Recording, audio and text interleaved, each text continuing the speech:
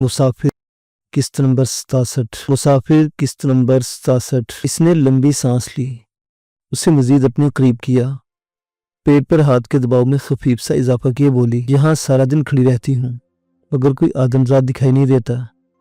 दिल अनगिनत सवाल करता है, जवाब देने कोई नहीं आता। भला दरख्तों से क्या बातें की जा सकती हैं, भला गूंगे बहरे फूलों के हुस्न की कब तक तारीफें की जा सकती हैं। चंदू ने ना समझने के बावजूद खामोशी इख्तियार की। उसे देखा, वो अपनी तरंग में खड़ी थी, चेहरा उठाए, आंखें मूंदे और हल्की सी लर्जिश पर बहकते हुए वजूद को संभाले। एक जरा तवक्कुफ के बाद बोली, तुमने कभी सोचा है कि एक फूल दूसरे फूल की कैसे तारीफ करता होगा? नहीं सोचा ना, कोई भी नहीं सोचता, मगर मैं सोचती हूँ। हम तारीफ करते हैं, फूल हमारी बात सुनते समझते नहीं, अपनी मस्ती में झूमते रहते हैं, शायद एक दूसरे की बात भी नहीं समझते। इन्हें भला परवाह ही कब है कि कोई इनके हुस्न और खुशबू को सराहे, है ना? फायजा बहके अंदाज में बोल रही थी और चंदू के दिल में घर कर रही थी। थोड़ी अजीब भी लगी। एक शाम का ताल्लुक था, झिझक आड़े आ रही थी और चंदू माही जो कहना चाहती थी कहने का हौसला नहीं कर पा रही थी।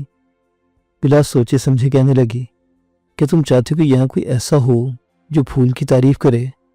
फायजा चौंकी, ये तुमने क्या कह दिया? तुम किस फूल की बात कर रही हो? चंदू ने इसके हाथ पर अपनी गिरफ्त मजबूत की। हम उम्र थी, एकदम प्यारी लगने लगी। चंदू ने इसकी जानिब अपना रुख किया, गाल को उंगली से छुआ और नरमी से बोली, ये फूल। फायजा शर्मा गई, दिल में खुश भी हुई। उससे लिपट कर बाहों को पूरी कुव्वत से कसने लगी, बहके अंदाज में बोलने लगी, तुम कितनी अच्छी हो चंदू। चंदू माही, चांद जैसी रोशन, मछली जैसी चमकदार। दुनिया झूठ बोलती है, बकवास करती कि तुम्हारी पैदाइश के पीछे कोई गुनाह सरजद हुआ था। नहीं, तुम मुकद्दस हो, बहुत प्यारी हो। I love you. हवा आम के पत्तों से छेड़खानी करती हुई मचलकर इनकी तरफ आई, फरद का जाफिजा लम्स अदा कर गई। फायजा ने सरशारी में इसके गाल चूमे, फिर इसके हुस्न की सोख्ता जानी तक आ गई। इसके प्यार में मर्दगी सी आशुक्ता सरी शामिल हुई तो चंदू ने हल्की सी मुजाहमत की। वो झीप कर थम गई, फिर दोनों एक दूसरे को देखकर हंसने लगी। पुरस्कून माहौल नकरे घंटों की आसूदा आवाज़ों से गूंज उठा। जवानी तो ऐसी होती है दीवानी सी, जो आने वाहिद में दीवाना कर देती है। हाँ सरसकर फायजा के पहलू में दर्द होने लगा तो झुककर हंसी दबाने की कोशिश करने लगी, बोलने लगी, चंदू मैंने कहा था ना, हाय मैं अगर मर्द होती तो। हाय चंदू। इसका जुमला अधूरा था। ऐसे जुमले कभी मुकम्मल नहीं होते। अधूरे जुमले, अधूरे इजहार और नामुकम्मल प्यार में बड़ा तजस्सुस होता है। बालकोनी ने लम्स से आशनाई अता कर दी थी। चंदू अपने बिस्तर में लेटने लगी तो फायजा ने कमर में हाथ डालकर बेड पर खींच लिया, बोली, इधर ही आ जाओ ना। जब हम दोनों खूबसूरत फूल हैं, एक दूसरे की तारीफ कर सकते हैं, तो फिर अलहदा कयारी में मुक़य्यद क्यों रहे? चंदू अपना तवाज़ुन बरकरार न रख पाई और लड़खड़ाकर इस पर गिरी, फिर झींपते हुए इसके बराबर लेट गई। फासले हमेशा बड़ों के रवैयों में नमू पाते हैं, वगरना बचपन और जवानी कभी भी ऊंच नीच के फलसफे को कबूल नहीं करती। चंदू पहली रात की झिझक, हवेली वालों के रवैयों, खौफ और अपने मुस्तकबिल के अंदेशों में घिरी हुई थी। तभी इसकी रात सोते जागते गुजरी। फायजा बड़ी तन आसानी और फराग कल्बी से सोने की आदी थी। दोनों दिन चढ़े बेदार हुई। फायजा घबराकर बोली, हाय अल्लाह, आज तो नमाज भी रह गई। चंदू नमाज नहीं पढ़ा करती थी। इसकी घबराहट देखकर दिली दिल में शर्मसार हुई।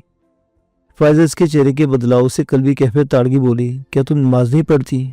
इसने बेसाख्ता नफी में सर हिलाया, झूठ का सहारा लेकर बोली, पढ़ती तो हूँ मगर कभी कभी। फायजा मुस्कुराकर बोली, आइंदा पढ़ा करना, हमें पता भी नहीं चलता और ज़माने की गंदगी हमारी रूह को आलूदा कर देती है। नमाज जिस्म और रूह को पाकीज़ा कर देती है। ये बात हमसे अक्सर बाबा कहा करते थे। हाय चंदू, मेरे बाबा बहुत अच्छे थे। हर सुबह हम सब बहनों को कमरों में आया करते थे, जगाकर नमाज पढ़ने का हुक्म दिया करते थे। अब यहाँ कोई नहीं आता, मगर हर सुबह यूँ महसूस होता है कि बाबा मुझे जगाने के लिए मेरे कमरे में आए हुए हों। ऐसा क्यों होता है? वो कुछ कहना चाहती थी मगर ऐसे ही वक्त में दरवाजे पर दस्तक हुई। फायजा ने दरवाज़ा खोला। उमर हयात को देखकर शरारत से खीखी करने लगी। उमर हयात ने आंखें दिखाई। वो मुंह पर हाथ रखकर अपनी नॉन स्टॉप हंसी को दिक्कत रोकते बोली, भाई उदास हो गए ना एक ही रात में? सच्ची बात तो यह कि चंदू चीज़ ही ऐसी है। मैंने कहती थी कि अब तुम बहाने से यहाँ आया करोगे। इसने नसुनी खपकी से उसे हल्की सी चपत रसीद की सफाई पेश करने के अंदाज में बोला, बकवास करती रहती हो, शर्म किया करो। मैं तो ये बताने आया था कि चंदू का सामान मेरी पोठूहार में पड़ा हुआ है। रात को याद नहीं रहा, वरना निकलवा कर कमरे में भिजवा देता। फायजा उसका रास्ता रोक के खड़ी थी, आंखें नचाकर बोली, بھائی کا یہ بتانا ضروری تھا، نوکر سے کہہ دیتے، وہ سامان لا کر یہاں رکھ دیتا۔ اب کیا ہم اب کی یاد دہانی پر دارے پر جائیں اور جیب میں سے سامان نکال کر لائیں؟ چندو نے فائزہ کے کندھوں کے اوپر سے عمر حیات کو دیکھا جو اسے دیکھ رہا تھا۔ فائزہ کی بات سن کر چندو کا دل فخر سے معمور ہو گیا۔ مسکرا کر اپنے دیوانے کو دیکھا اور پلٹ کر جلدی سے باتھ روم میں گھس گئی، جبکہ عمر حیات کو فائزہ نے زج کر کے دروازے پر سے لوٹا دیا۔ بیڈ پر ٹانگیں لٹکا کر بیٹھ گئی، باتھ روم کی طرف منہ کر کے بلند آواز میں بولی، اے چندو، میں سب سمجھتی ہوں، تم نہیں بولتی، تمہاری آنکھیں بولتی ہیں۔ وہ آئی لو یو سننے کے لیے آیا تھا، تمہاری آنکھوں نے اسے کہہ دیا نا، دوبارہ یہاں آیا تو اس کی ایسی کی تیسی کر دوں گی۔ ہائے چندو، سچی تمہاری آنکھیں بولتی ہیں، کوئی تو سن کر دوڑا آئے گا ہی۔ چندو سن رہی تھی، وہ پورے تفاخر سے مسکرا رہی تھی، ہولے سے بولی، میری صرف آنکھیں بولتی ہیں، تمہارا تو پورے کا پورا بدن بولتا ہے۔ جب سے کمرے میں آئی ہوں سن رہی ہوں، آخر کسی کو تو سننا ہے۔ وہ باتھ روم سے نکلی، بوڑھا نوکر چارے والی پلی میں اس کا جملہ سامان باندھ کر لے آیا، قالین پر رکھ کر پلی فارغ کرنے لگا۔ اس کی جانب بعد فائزہ نے بیڈ سے چھلانگ لگائی، جلدی ہاتھ مارنے کے بعد کچھ اٹھا کر چندو کی آنکھوں کے سامنے لہراتے بولی، تو میرزادی نے اپنی چندو ماہی کو اتنی ڈھیر ساری شاپنگ کروا دی، واہ کیا بات ہے، پر یہ تو مجھے پسند آ گیا ہے، اس لیے اب یہ میرا ہوا، تم اپنے دیوانے کے ہاتھ اور منگوا لینا۔ چندو نے جھینپ کر رخ پھیر لیا، آہستگی سے بولی، سب کچھ تمہارا ہے، جو جی میں آئے اٹھا لو۔ رات سوچوں میں گزری تھی، پہلے دن کا اجالا کئی سہانی تعبیریں دکھا کر چھیڑنے لگا تھا۔ حویلی میں دسترخوان کی روایت کئی پشتوں سے بلا تعطل چلی آ رہی تھی۔ بڑے برآمدے کے گوشے میں دبیز قالین پر دسترخوان سجایا جاتا تھا، جہاں حویلی کے سبھی افراد دن میں 3 وقت مجتمع ہوا کرتے تھے۔ فائزہ اور چندو کو نیچے اترنے سے بیشتر ناشتے کی چوکی اٹھ گئی تھی، مگر نوکرانی نے دونوں کو ناشتہ دسترخوان پر دیا، ساتھ میں سمجھا بھی دیا کہ آئندہ دیر ہو گئی تو دوپہر تک بھوکا رہنا پڑے گا۔ چندو کو دیکھ کر صفیہ بال سوارتی وہاں آگئی، پوچھنے لگی کہ اس کے چہرے پر نیل کیوں پڑے ہوئے ہیں۔ وہ سر جھکائے ناشتے میں مشغول رہی۔ فائزہ نے اس کا دفاع کرنے کی کوشش کی تو صفیہ نے ڈانٹ دیا۔ ایسے وقت میں جب وہ ناشتہ ادھورا چھوڑ کر اٹھنا چاہتی تھی، بی بی کمرے سے نکل کر سین کی طرف جاتے برآمدے میں رک گئی۔ صفیہ کو مخاطب کر کے بولی، مجھے تمہارا رویہ اچھا نہیں لگا صفیہ، گھر میں آئے مہمان کو دل میں جگہ دینا ہماری خاندانی روایت کا حصہ ہے، بھول گئی؟ میر صاحب کہا کرتے تھے کہ اگر دشمن بھی چل کر گھر آ جائے تو اس کی دل شکنی نہ کی جائے۔ صفیہ نے بالوں کو جھٹکا دیا، منہ بنایا اور کہا، پر اماں، گھر آئے مہمان کی بات اور ہے، بن بلائے مہمان کا مقام اور ہے، آخر آنے والے کی اوقات بھی تو دیکھنی پڑتی ہے۔ چندو کے حلق میں نوالا اٹک گیا، جھٹکے سے سر اٹھایا، کچھ کہتے کہتے رک گئی۔ بی بی نے سخت انداز اختیار کیا، صفیہ توبہ کرو، لڑکیاں ایسے نہیں بولتی۔ چندو نے جی کڑا کیا، کہا، باجی مجھے افسوس ہے کہ میں آپ کا دل دکھانے کے لیے چلی آئی ہوں، مگر میں خود سے نہیں آئی، مجھے قسمت آپ کے در پر لائی ہے، اگر آپ چاہتی ہیں تو میں حویلی سے چلی جاتی ہوں۔ صفیہ نے بے انداز نفری کہا اور اٹھ کر پیر پٹکتے ہوئے سیڑھیوں کی طرف چل دی۔ بی بی نے چندو کے سر پر پیار سے ہاتھ رکھا، نرم لہجے میں کہا، دل میلا نہ کرو، یہ ذرا نکچڑی ہے، بولنے سے پہلے سوچتی نہیں، مگر 2-4 دنوں میں ٹھیک ہو جائے گی۔ چندو کا دل بجھ سا گیا تھا، قدم قدم پر حیثیت کا تانا جان چیر جاتا تھا اور وہ برداشت کرنے پر مجبور تھی۔ چائے پی کر فائزہ نے اسے ساتھ لیا، دونوں عقبی دروازے سے گزر کر لون میں آ گئی، پھولوں بھری کیاری میں چہل قدمی کرتی رہی، پھر حویلی سے نکل کھڑی ہوئی۔ تحت نگاہ سر سبز و شاداب فصلوں کا سلسلہ پھیلا ہوا تھا، چونا زدہ موٹے تنے والے آم، کیکر اور بلند قامت شیشم کے درختوں کی بہتات نے فضا کو بڑا خوشگوار بنا رکھا تھا۔ کچھ فاصلے پر پیٹر انجن والا ٹیوب ویل نصب تھا جو اس وقت بند تھا، اس کے بڑے سے ہوز میں گھٹوں تک شفاف پانی کھڑا تھا۔ فائزہ چپل اتار کر شلوار کے پائچے چڑھا کر پانی میں جا کھڑی ہوئی، اسے اپنے ساتھ کھڑا کر کے بولی، چندو، ٹھنڈا پانی کتنا مزہ دیتا ہے۔ چندو نے لمبی سانس لی، کہا، ہاں، مگر شرط یہ ہے کہ جسم گرم ہو۔ یہ کیا کہا تم نے؟ فائزہ چونکی۔ میرا کہنے کا مطلب یہ ہے کہ انسان کا من شانت ہو تو ہر شے اچھی لگنے لگتی ہے۔ چندو نے جلدی سے بات بنائی، سمجھ دکھ کو چندو بھائی۔ فائزہ کے لہجے میں ہمدردی سے گھل گئی، دیکھو نا، وقت کب ایک سا رہا ہے، مصیبت آخر ٹل جاتی ہے، تمہارا دکھ اپنی جگہ، بھائی کی محبت اپنی جگہ۔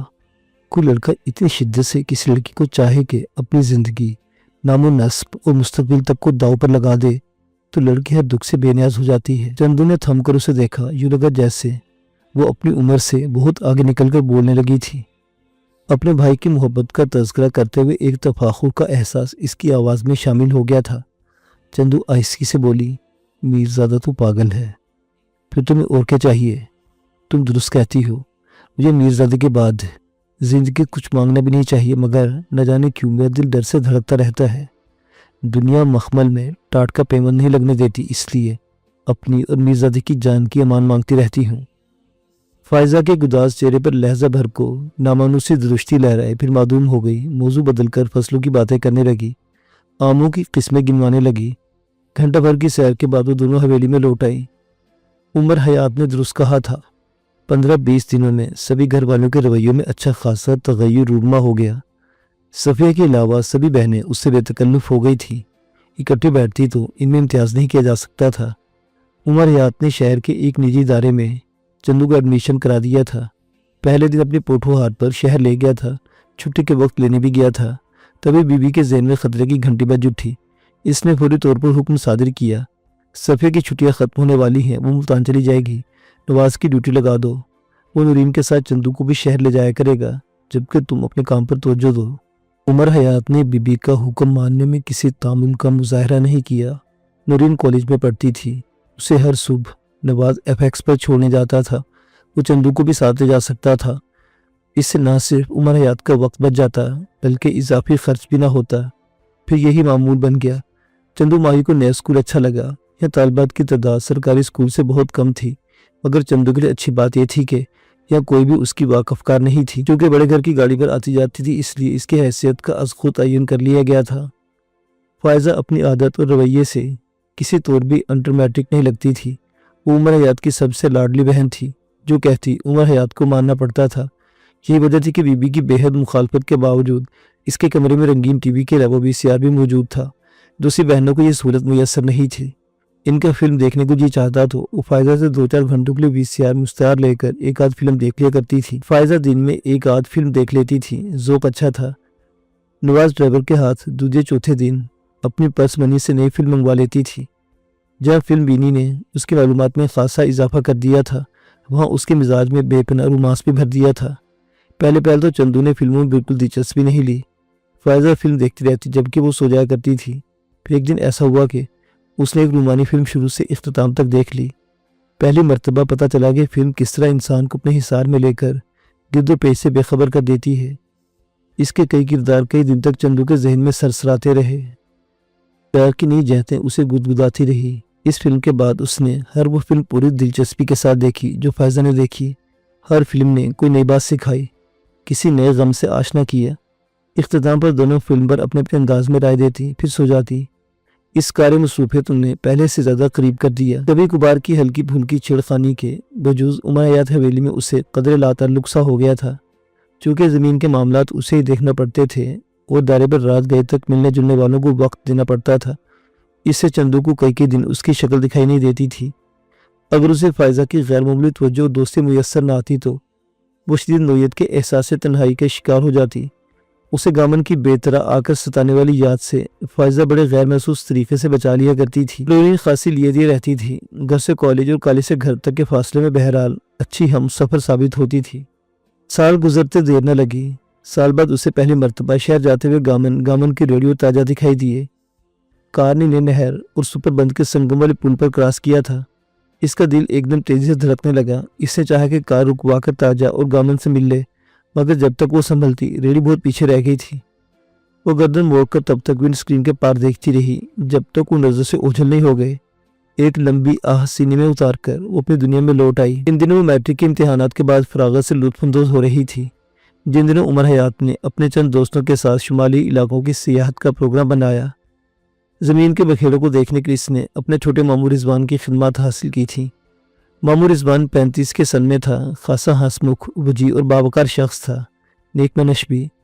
فائزہ سے پتہ چلا کہ وہ 14-15 برس ملتان شہر کے کسی سرکاری اسکول میں پڑھاتا رہا ہے۔ عمر حیات کے علاوہ خاندان بھر میں کسی کو منہ نہیں لگاتا تھا۔ یہی وجہ تھی کہ عمر حیات کی درخواست پر اسکول سے چھٹیاں لے کر حویلی میں آ گیا تھا۔ وہ ہر شام کو دائرے پر بیٹھنے کے بجائے صحن میں چندو اور نوکروں سمیت سبھی افراد کو اکٹھا لیتا۔ بی بھی اپنا بڑا سا موڑا نکلوا لیتی۔ رضوان سب کو مذہب پر بڑے دل آویز لیکچر دیتا۔ اس کی مذہبی معلومات پر چندو حیران ہو جاتی۔ ایسے میں ایک ٹک اس کے خوبصورت چہرے پر سیاہ اور نفیس انداز میں تراشیدہ داڑھی اور محرابدار فراخ پیشانی کو دیکھے جاتی۔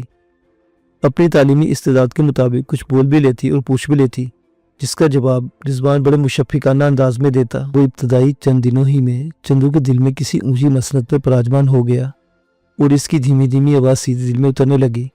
چندو ہر روز بے چینی سے شام کے ڈھلنے کا انتظار کرنے لگی تھی۔ شاید اس کی تدریس کا اعجاز تھا کہ وہ پنجگانہ نماز ادا کرنے لگی تھی۔ فائزہ پہلے سے ہی اس معمول پر کاربند تھی۔ ایک شام فائزہ نے رضوان کو مخاطب کر کے کہا، ماموں آپ تو پورے مولوی بن گئے ہیں۔ وہ مسکرایا، اس میں کیا مذائقہ ہے؟ بھائی ہر انسان کو پورا نہ صحیح کم سے کم آدھا مولوی تو ہونا ہی چاہیے۔ ہر کلمہ وہ اس قابل تو ہو کہ اپنے مرنے والے باپ کی نماز جنازہ پڑھا سکے، اسے کسی کا منہ تو دیکھنا نہ پڑے۔ میں اسکول میں پڑھانے کے بعد محلے کی مسجد میں امامت اور ہفتہ وار خطابت کے فرائض سر انجام دیتا ہوں۔ صبح دم 20 بچے میرے سین میں چڑوں کی طرح چہکتے ہیں، توتلی موتلی زبانوں سے قرآن پڑھتے ہیں تو ایک عظیم سا سکون میرے دل میں اتر جاتا ہے۔ فائزہ ہنسی، وہ تو ٹھیک ہے ماموں، اگر آپ اپنے لیے کوئی ملوائن بھی تلاش کر لینا۔ وہ مسکرایا، سر جھکا کر کچھ دیر سوچتا رہا۔ ایسے میں اس کے ہاتھ میں پکڑی ہوئی تسبیح کے دانوں کی گرنے کی رفتار دگنی ہو گئی۔ پھر آسمان کی طرف چہرہ اٹھا کر بولا، بیٹیوں کو ایسی باتوں سے گریز کرنا چاہیے، اللہ ناراض ہوتا ہے۔ چندو بولی، ماموں کیا آپ شادی نہیں کریں گے؟ کہا نا۔ نورین نے بات کاٹ دی، ماموں کیا شادی فرض نہیں ہے؟ بیٹی یہ ہمارا موضوع نہیں ہے، ہم جس موضوع پر بات کر رہے تھے آپ اسی سے متعلقہ سوال پوچھیں۔ رضوان نے بڑے پیار سے کہا۔ صاف ظاہر تھا کہ وہ شادی کے موضوع پر بات نہیں کرنا چاہتا تھا۔ چندو کے دل میں ایک بے عنوان سے ہمدردی پیدا ہوئی۔ رات کو فائزہ سے پوچھنے لگی، ماموں رضوان کی اب تک شادی کیوں نہیں ہوئی؟ فائزہ نے کہا، گیس تو کرو۔ وہ سوچ کر بولی، میرا خیال ہے انہیں اپنے مطلب کی لڑکی نہیں ملی۔ فائزہ نے سر ہلایا، نہیں چندو ایسی بات نہیں۔ فائزہ کے لبوں پر آزردہ سے مسکراہٹ ابھری۔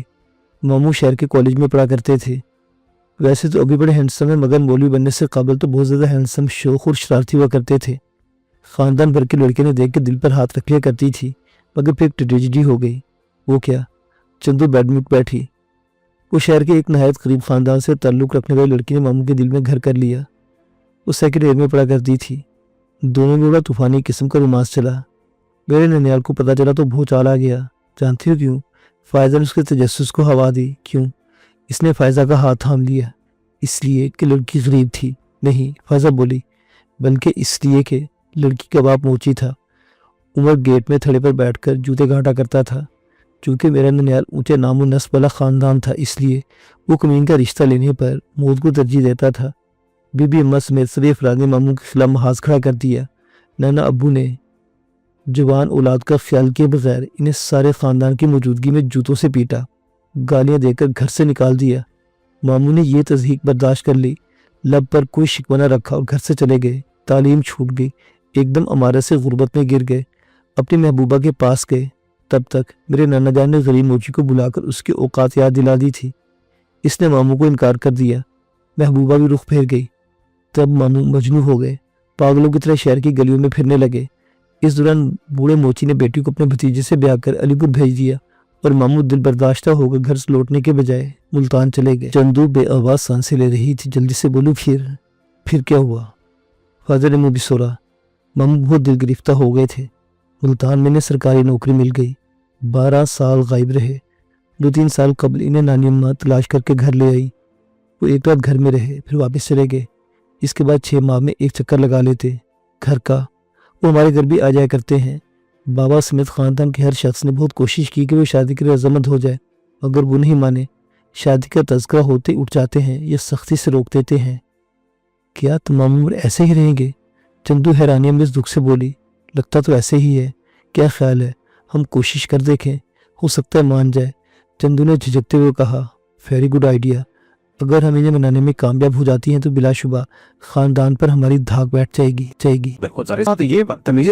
اوکے ڈارلنگ، فائزہ نے ایک ادا سے آنکھیں چندیا کر کہا۔ وہ ٹی وی کے ریموٹ کنٹرول سے کھیلنے لگی۔ دیکھتے دیکھتے کسی گہری سوچ میں مستغرق ہو گئی، پھر ایک جھٹکے سے اٹھ بیٹھی، بول رہی، چندو پرسوں سے فلم آئی پڑی ہے، دیکھنے کا خیال نہیں رہا، کیا خیال ہے عیاشی کر لی جائے؟ چندو فوراً ہم خیال ہو گئی۔ اس نے قالین پر بیٹھ کر بیڈ کے نیچے سے ویڈیو کیسٹ نکالی اور VCR میں ڈال دی۔ اللہ صبح دونوں لون میں بیٹھی تھی۔ رات کی فلم زیر بحث تھی۔ فائزہ کو ہیروئن کا لباس پسند آیا تھا۔ چندو کو ہیرو کے بولنے کا انداز اچھا لگا۔ ایسے وقت میں فائزہ کی نظر رضوان پر پڑ گئی۔ حلق کے بل چیخی، ماموں کم آن پلیز۔ وہ حویلی سے نکل کر دارے کی طرف جا رہا تھا، کیکر کی مسواک سے دانت صاف کر رہا تھا۔ آواز سن کر پلٹا لون میں آ گیا۔ فائزہ نے گھاس پر اپنی چادر پھیلا دی۔ وہ چادر اکٹھی کر کے گھاس پر بیٹھ گیا اور مسکرا کر بولا، نہیں بیٹا، ایسے نہیں کرتے، میں اس قابل نہیں ہوں۔ فائزہ مسکرائی کہ بیٹی بھی یہ نہیں کہہ سکتی کہ اس کا باپ اس قابل نہیں ہے۔ وہ لاجواب سا ہو گیا، بولا، مجھے بلایا تھا، خیریت تھی؟ فائزہ نے کنکھیوں سے چندو کو دیکھا، جھجکتی بولی، چندو ماہی آپ سے کوئی بات کرنا چاہتی ہے۔ اس کی استفہامیہ نظروں نے چندو کا احاطہ کے پوچھا، ہاں بیٹی بتاؤ کیا پرابلم ہے؟ چندو گڑبڑا گئی، فائزہ کو غصہ بار نظروں سے گھورنے لگی۔ رضوان نے اپنا سوال دہرایا تو وہ سر جھکا کر بولی، ماموں میں ایک درخواست کرنا چاہتی ہوں، اگر وہ یقین ہو جائے کہ میری درخواست مان لے گی تو میں کچھ کہنے کی جرات کرتی ہوں ورنہ لب بستہ رہتی ہوں۔ رضوان نے کہا، گھبراؤ نہیں بیٹا، بولو، میں تمہاری درخواست پر غور کروں گا۔ غور نہیں، عمل۔ وہ امید بھرے لہجے میں بولی، اوکے، کوشش کروں گا۔ نہیں ماموں، ایسے نہیں، میرے سر پر ہاتھ رکھ کر وعدہ کریں کہ آپ میری بات مانیں گے۔ رضوان چونک گیا، سوچ میں پڑ گیا۔ مسواک والا ہاتھ ساکت ہو گیا، سر جھکا کر بولا، چندو تم بہت پیاری ہو، اللہ تمہیں اور حسن دے۔ میں سمجھ گیا تم مجھ سے کیا چاہتی ہو، مگر بیٹی میں ایسا کوئی وعدہ نہیں کر سکتا، میں شادی نہیں کرنا چاہتا۔ وہ بری طرح چونکی، اسے کچھ نہیں کہا تھا مگر سننے والے نے سمجھ بھی لیا تھا۔ بولی، ماموں کیا پہلے بھی کسی بیٹی نے آپ سے مطالبہ کیا ہے؟ اس نے کہا، ہاں، میرے خاندان کو شاید اس کے علاوہ مجھ سے کچھ درکار نہیں ہے۔ یعنی آپ نے کئی بیٹیوں کو انکار کر دیا، مجھے بھی کر دیجیے، کیا فرق پڑتا ہے؟ چندو نے پینترا بدلا، آپ مانے یا نہ مانے، میں کہنا چاہتی ہوں کہ آپ شادی کر لیجئے۔ اس نے بے اختیار نفی میں ساری لایا، کہا، نہیں۔ چندو اور فائزہ بحث پر کمر بستہ ہو گئی۔ وہ گفتگو میں ان سے ہارنے والا نہیں تھا مگر دم بدم پسپائی اختیار کرتا جاتا تھا۔ گھنٹہ بھر سے زیادہ وقت گزر گیا، دھوپ سر پر آ گئی۔ رضوان لڑکیوں کو مطمئن نہ کر سکا کہ ایک عورت کی بے وفائی یا حالات کی ایک مرتبہ کی بے رخی کو پتھر پر کندھا کر کے تاریخ دنیا ہو جانا چاہیے۔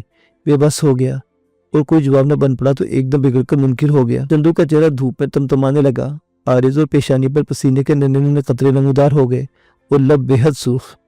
ایسے میں اس کا حسن قاتل بن جایا کرتا تھا۔ اس نے تھک کر اپنے ہاتھ جوڑے اور شکست خوردہ انداز میں کہا، ماموں اگر آپ میری بات مان لیتے تو مجھے نئی زندگی مل جاتی، اس خاندان میں مقام مل جاتا۔ اس نے کچھ اس بے بسی سے کہا کہ رضوان دل تھام کر رہ گیا۔ اسے دیکھنے ہی قیامت ثابت ہوا۔ کئی لمحوں تک ایک ٹک دیکھتا رہا، پھر لمبی سانس لے کر بولا، اوکے، اگر تمہاری شادی پر اتنی ہی خوشی ہوتی ہے تو میں سر جھکا لیتا ہوں۔ اچانک دھوپ میں بارش برسنے لگی۔ اس کا چہرہ گل و نور کی اماجیہ بن گیا جو اسے فائزہ کے گلے لگ گئی۔ لرزتی آواز میں بولی، دیکھا فائزہ، ماموں نے میری بات مان لی نا؟ فائزہ کے روم روم سے خوشی پھوٹ رہی تھی۔ بولی، تم بڑی لکی ہو چندو۔ رضوان کی نظر چندو کے خوشی سے دمکتے ہوئے چہرے پر کچھ دیر جمی رہی، پھر ہٹ گئی۔ وہ بھی اٹھ گیا، گراسی پلاٹ سے نکل کر روش پر جا کھڑا ہوا، پلٹ کر دیکھے بغیر بولا، زندگی میں پہلی بار مجھے ہارنے میں بھی لطف آیا۔ دونوں ایک دوسرے کو دیکھا۔ فائزہ بولی، مجھے یقین نہیں آتا کہ ماموں ضد کے یہ بغیر اتنی جلدی مان گئے۔ مجھے تو لگتا ہے کہ تمہارے ننھیال نے آج تک بھرپور کوشش نہیں کی تھی۔ نہیں چندو، ایسی بات نہیں، بابا نے بڑی کوشش کی تھی، 2 دن یہاں رکھا، اس دوران یہی قصہ چھڑا رہا مگر ماموں لاتعلقی سے بیٹھے ہوئے ہوں ہاں کرتے رہے۔ سچ کہتی ہوں، تمہاری آنکھیں بولتی ہیں اور مقابل کو بولنے پر مجبور کر دیتی ہیں۔ چندو نے اس کے گلے میں باہیں ڈالی اور پھر دونوں بی بی اماں کو خوشخبری سنانے اٹھ گئی۔ رضوان کی شادی کے لیے رضامندی کی خبر حویلی میں آگ کی طرح پھیلی۔ رضوان کی دل سے تکریم کرنے والوں کو جہاں خوشی ہوا، حیرت بھی تھی کہ جو بات خاندان کے بڑے نہ منوا سکے وہ چندو نے منا دکھائی تھی۔ فائزہ نے چندو کو کریڈٹ دینے میں رائی بھر بخل سے کام نہ لیا۔ شام کو حسب معمول جمنے والی محفل میں ہمیشہ خاموش بیٹھ کر رضوان کی باتیں سننے والی بی بی اماں بچوں کی طرح خوشی سے چہک رہی تھی۔ دل میں چھپے ہوئے اس کے ارمان لبوں پر مچل رہے تھے۔ اس نے چشمے تصور میں چھوٹے بھائی کے سر پر سہرا باندھ لیا تھا۔ اب نوکروں اور بیٹیوں کو خیالی پلاؤ پکا کر پیش کر رہی تھی کہ کیسے حویلی سجائی جائے گی، کتنی دھوم دھام سے بارات روانہ ہوگی اور کیا کچھ پکایا اور کھلایا جائے گا۔ صفے نے رنگ میں بھنگ ڈالا، اماں آپ تو ایسے پروگرام ترتیب دے بیٹھی ہیں جیسے ماموں کی شادی حویلی میں ہوگی۔ بی بی نے ناک پھونچ چڑھائی، کیا حویلی میں میری ویر کی شادی نہیں ہو سکتی؟ ہو سکتی ہے مگر نانا جان اور بڑے ماموں آسمان سر پر اٹھا لیں گے۔ بی بی کو ایک ذرا چپ لگی، پھر ہاتھ نچا کر بولی، اٹھاتے رہیں، پرواہ نہیں، میں اپنے ویر کو اپنے ہاتھوں سے سہرا باندھوں گی، بارات لے کر جاؤں گی، یہ خوشی میری حویلی میں ہی منائی جائے گی۔ आज अगर मीर साहिब जिंदा होते तो जश्न का समा होता। फखर से इनकी छाती फूल गई होती। नूरीन ने चुटकी भरी। फिक्र न करे बीबी जी, आपकी सांस फूल जाएगी। नाना जान को आप हमसे बेहतर जानती हैं। गालियां देने भर आते तो सुबह से शाम हो जाती है। अगर मजाल के एक लम्हे को चुप हों। फायजा और सबा ने भी ऐसे ही ख्यालात का इजहार किया तो बीबी बुझ सी गई। अपने पेट की जाइयों से जीत नहीं सकती थी। भाई ने अपनी बहन को मुश्किल में देखा तो मदद के लिए मैदान में कूद पड़ा। आप सब लोगों का कहना बजा, मगर मैं भी चाहूँगा कि मेरी शादी बाजी की हवेली में सरंजाम पाए। सभी रिजवान का मुंह तकने लगे। चेहरे पर अज़्म और सच्चाई दिखाई दी तो हैरान हुई। फायजा ने पूछा, मामू आपने ये फैसला क्या सोचकर कर लिया है? वो मताना से बोला, मैं कोशिश के बावजूद अभी तक अम्मा और बाबा की मेहरबानी को भूल नहीं पाया और अब इन लोगों को जहमत नहीं देना चाहता। चंदू ने महसूस किया कि रिजवान के लहजे में संगीन नफरत के परतू झिलमिला रहे थे। सोच में पड़ गई, क्या मोहब्बत इतने ही ताकतवर जज्बे का नाम है कि बरसों बाद भी इसका जहर बुझ नहीं पाया। नन्ही नन्ही छेड़खानियों के बीच नूरीन ने सबको खामोश करवाकर तजस्सुस महसूस करते हुए कहा, ख्याली पुलाव पकाने से पहले ये सोच लिया जाए कि दुल्हन कहाँ है। सभी को अपनी हिमाकत का एहसास हुआ। शादी की फिल्म में हीरोइन का किरदार गायब था। बीबी ने कहा, मैंने दुल्हन के बारे में सोच लिया है। चांद से दुल्हन लाऊंगी अपने वीर के लिए। कई लड़के मेरी नज़रों में हैं, एक से बढ़कर एक। ऐसे ही वक्त में रिजवान ने सर झुकाकर कहा, नहीं बाजी, सब काम आपकी मर्जी से हों, मगर दुल्हन कौन होगी ये फैसला मैं करूँगा। बीबी मारे खिदमत के खामोश हो गई। फायजा ने पूछा, क्या आपकी नज़र में कोई है? इसने कोई जवाब तो नहीं दिया तो सभी लड़कियां अपने अपने अंदाज में कुरेदने लगी। जब मायूस होकर बैठ रही तो रिजवान ने कहा, 2-4 दिनों में उमर हयात आ जाएगा। मेरे मुल्तान जाने से पहले इसी जगह पर आखिरी महफिल सजेगी जिसमें मैं बता दूंगा कि मेरी नज़र में कौन है। तब तक इस मौजू पर बात नहीं होगी। इसने अपने अंदाज में कहा, फिर लंबी सांस लेकर बोला, आज मैं आपको दोस्ती के आदाब और बाहमी ताउन के बारे में कुछ बताना चाहता हूँ। इस्लाम अखुवत और भाईचारे की तलकीन करता है, अमन और सलामती। फिर उसने किसी को बीच में टोकने और मौजू बदलने की मोहलत न दी और बड़े दिलनशीन अंदाज में बात से बात निकाल तो आगे बढ़ता चला गया। महफिल 10 बजे तक जमी रही। चंदू और फायजा ने इशा की नमाज पढ़ी। फायजा को चाय की तलब हुई। चंदू को किचन में भेजकर रिजवान का बताया हुआ वजीफा दोहराने लगी। चंदू चाय के 2 कप ट्रे में रखकर किचन से निकली, सीढ़ियों की तरफ बढ़ी। ऐसे वक्त में रिजवान बीबी के कमरे से निकला। उसे देखकर रुक गया। इसे दुपट्टा दुरुस्त कर पूछा, मामू चाय पियेंगे? रिजवान ने जवाब देने के बजाय ट्रे में से कप उठा लिया। प्यार से देखते बोला, चंदू सोने से पहले चाय मत पिया करो, ठीक तरह नींद नहीं आती और सेहत बिगड़ जाती है। दूध पिया करो। जी, इसने मुद्दिबाना अंदाज में कहा। आज पहली मरतबा इसने चंदू का नाम लिया था, वरना हमेशा बेटी या बाबा कहकर पुकारा करता था। बोला, फायजा बेटी क्या कर रही है? चाय का इंतज़ार कर रही है। ट्रे मुझे दो और तुम अपने लिए चाय बनाकर कमरे में आ जाओ, मैं वहीं जा रहा हूँ। इसने चंदू के हाथ से ट्रे थामी और सीने चढ़ गया, जबकि चंदू ने किचन का रुख किया। अपना कप उठाए कमरे में आई तो फायजा को बेड पर, जबकि रिजवान को सोफे पर पराजमान पाया।